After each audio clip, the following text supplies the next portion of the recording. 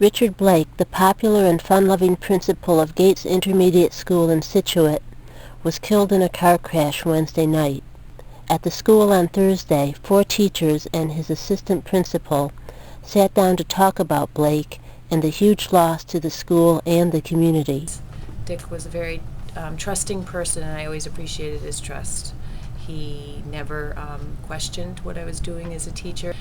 He knew what I was doing and appreciated everybody and everybody's efforts. As a staff, we're going to miss knowing that he was there to say. He always said thanks and knew we worked very hard, and I appreciate him realizing that and letting us know. He even got to know my family over the years, and my son's at home.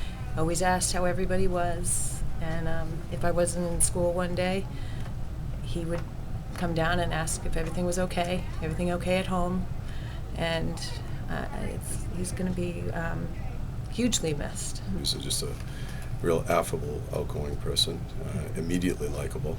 We had a lot of common ground.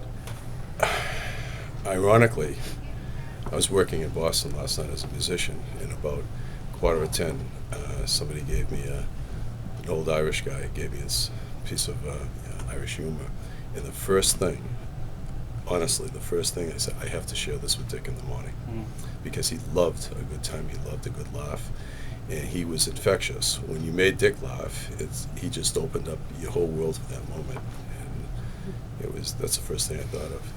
And so an hour and a half later, I got home and my wife had given me the news. But he was the solitary person I thought of at that moment, of that gentle humor that we were sharing. It was a long narrative, and it was appropriate. It's school appropriate, but it was Irish, so he had that ethnic kind of disposition. Well, I met him about 3 years ago when he hired me, took a leap of faith and hired me to be his assistant principal, and he has been my mentor, my friend. He was forgiving. He's a humanitarian, and he adored his staff. He loved his job, and he understood middle school kids. And kids are handling it in different ways. Everybody's upset. This is a huge, profound loss for our community, and we will all miss him. A loyal friend, compassionate, caring. So many words could describe him. Fun-loving, too. Liked to have a good time. Liked to have a good time. He was always teaching. Even as a principal, he was teaching. He would take kids into his office and tutor kids who were having problems with math. Math was his specialty. Always had a smile walking through the halls, dropping into classrooms, come in and maybe put a little math problem on the board and leave, say something like, see if you can solve this one. He could be stern, but those kids appreciated it. And those are the kids that seem to be affected most. Those kids that he dealt with, maybe not in the best of, how would you say it? Circumstances are the kids that will miss him so much. Everything with Dick was from the heart. He really took care of the staff and students. And he loved, like Skip said, he loved to tell stories, loved jokes. But for me, he always had a quote from a book.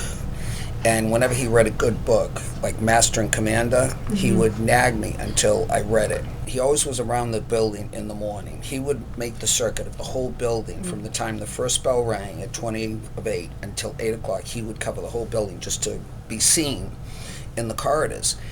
And when I was full-time, he would love to come in. And for me, the classic Dick was he crawled in on his hands and knees in the back of the room. I never saw him. The kids knew it, and he kept telling them to keep quiet because I was so engrossed in the lesson. And then he just popped up, and surprise. I taught social studies, but he would always give the kids a math problem. He just cared for kids, and I'm devastated. I was in shock last night. Dick always looked really sharp. He was a sharp dresser, and I competed with him.